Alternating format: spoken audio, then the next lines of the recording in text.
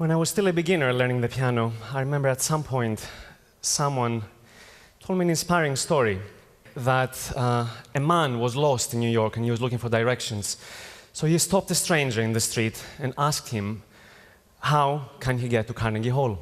So the stranger looked at him very seriously and said, if you want to get to Carnegie Hall, you need to practice, practice, and practice. This story became my prayer. I took this story a little bit too seriously, so I practiced and I practiced and I practiced. And I worked day and night through birthdays, holidays, Christmases, New Year's, and I had a clear dream in my head that I wanted to become a good pianist. And the proof for this for me would be to perform on the stage of Carnegie Hall. In my early 20s, I was lucky to achieve this dream. And before I was 27, I was fortunate to have performed in Carnegie Hall 3 times, only to realize that my dream all this time had been exactly like this photograph, a static photograph. I didn't know I was after this. I had gone through all this training, through all this practicing, and I had failed to ask the most important question: why am I playing music? I started looking at myself, I started looking at the music I was playing, I started looking at the audiences I was playing, and I started wondering, why am I only playing for people that can afford to buy a ticket? In the middle of this crisis, and with the thought very clearly in my head that perhaps I should stop playing music altogether and do something else, I thought I would give it one more try and go as far away as possible from the concert halls that I knew and try to find a completely new audience that knows nothing about the music that I was playing. I decided that the best place for such an adventure would be a place really far away from my civilization. So before I knew how I was going to find this audience, I bought a ticket, a plane ticket to Ecuador, the source of the Amazon River. It feels like a lie, it felt like a lie when I was there that it was the same person playing the same music that I would be playing on a stage like this, on a refined, beautiful stage like this, that I was playing in the jungles of Ecuador and Peru. It became very obvious, very quickly, that the biggest challenge in reaching these communities and trying to find an audience would be to be accepted.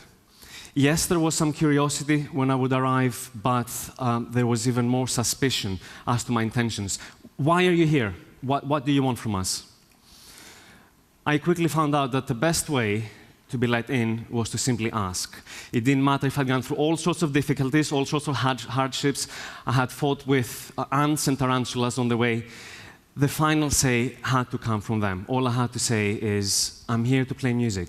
Do you want to listen? And the answer was almost always yes. I went to the Amazon not knowing if I will continue playing music, and I found a new audience that gave me acceptance. Back in this world, over here, I was used to playing for people that would put on the nice clothes, I would buy a ticket, I would schedule listening time in their busy lives for an evening of entertainment that is usually based on some high ideals of our culture. But out there, none of this existed. The ideals didn't exist. They didn't know about these ideals. They didn't know who I was. They didn't know the music I was playing. And the feeling that everything I stood for, the music I was playing, and indeed I could be rejected at any point, made the sharing experience so much more real and so much more alive. This was me with an 88-key electric keyboard, a generator, a whole team of people helping me document and helping with every step of the trip. Yet the most powerful message was coming from this new audience. I found acceptance. The Amazon was only the beginning. I wanted to see with my own eyes and really feel in my hands what the music I was playing can really do. So I traveled to Africa, I traveled to West Africa, to Sierra Leone, a country that had just been through a 10-year civil conflict, a very brutal 10-year civil conflict. And I arrived in Sierra Leone expecting to find stories of war, of suffering, of survival, only to find out that these stories of the past that unite these people of this African nation were not the same ones that define them in the present. a visitor like myself could almost miss the wounds of the past, and I think it is because of the spectacular spirit of the people of this country. Classical music, of course, as I expected, was completely new, completely unknown, but what I didn't expect was that music, classical music, any music, would be felt by the heart and would be danced so beautifully. Music would inspire and would be shown spectacularly through music. I played for a group of blind students who jumped off their seats and started dancing to the music of Chopin in the most beautiful way I had ever seen, perhaps because no one told them that they couldn't. Or a few days later, I played for a group of sex workers, and again, they jumped on their feet and started dancing the music of Tchaikovsky. One of the most horrifying experiences I ever had in my life was playing for the prisons in Freetown, in Sierra Leone, where I started playing the music and the prisoners, the inmates, started looking at each other thinking, what is this? And then, as if by a wave, one by one, they realized there is rhythm.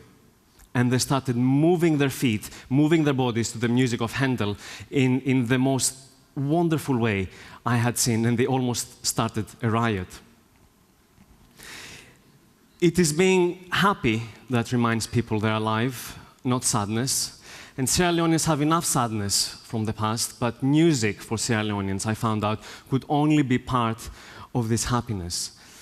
I could go as far as saying that for the first time in my life, I met an audience and I felt firsthand that music can make the world a better place.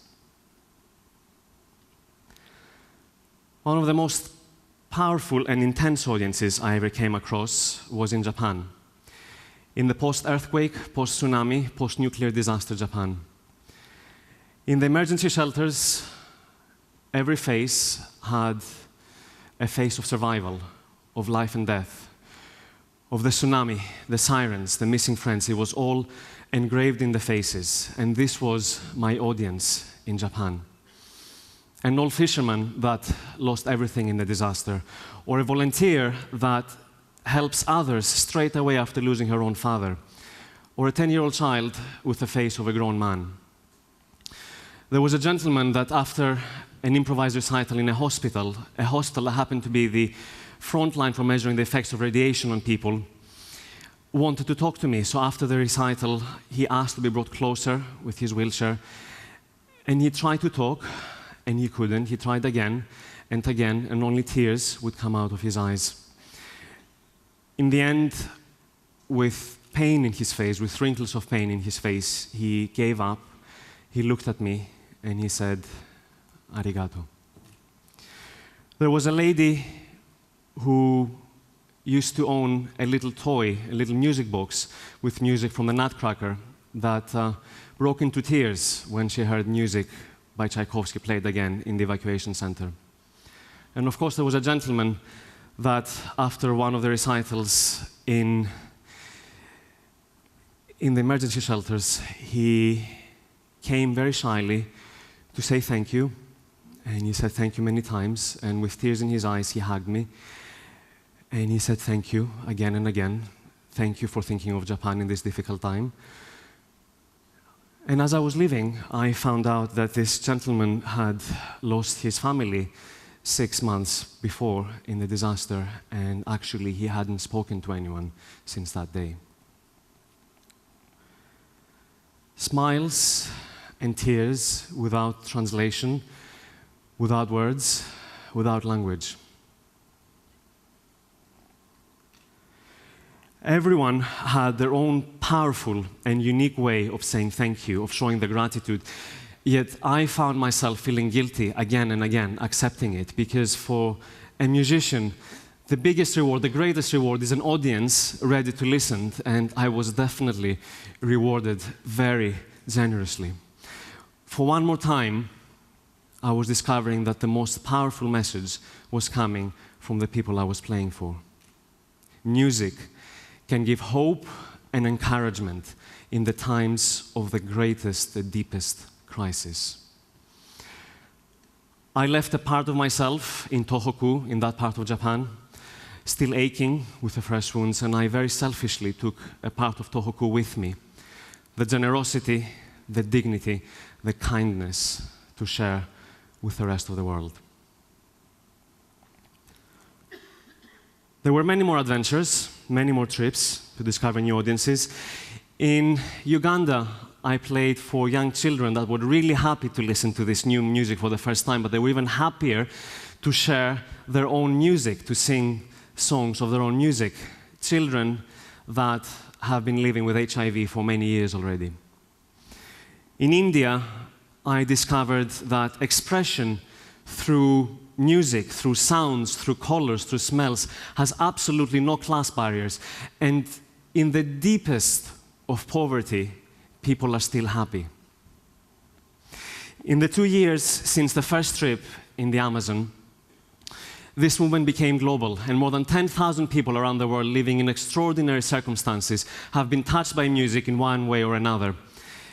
Now, local musicians go to these areas of crisis and they play music themselves, or they teach music themselves, and more musicians from our part of the world keep going back to share music. A few months after that first trip in the Amazon, I was sitting backstage at Carnegie Hall after the final rehearsal, and I felt the responsibility that people have been dressed up nicely, have bought a ticket, and they have expectations. I was nervous. A very familiar feeling. So I sat down and I asked myself, was I nervous when I played for kids, for children in the Amazon? Were they all running around or sitting around the keyboard under the Amazon sky? No, of course I wasn't nervous. There was nothing different that night. There was a piano, there was a pianist ready to share music, there was an audience ready to listen.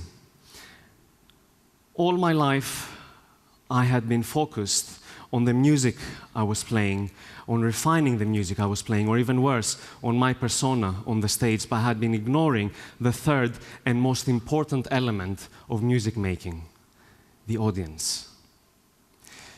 So when the door opened that night and I had to walk on the stage, I realized that the universal message of music had remained completely unchanged. From the depths of the Amazon to the evacuation centers in Japan, to the slum communities in India and West Africa, to the stage of Carnegie Hall, to connect, to share, to communicate.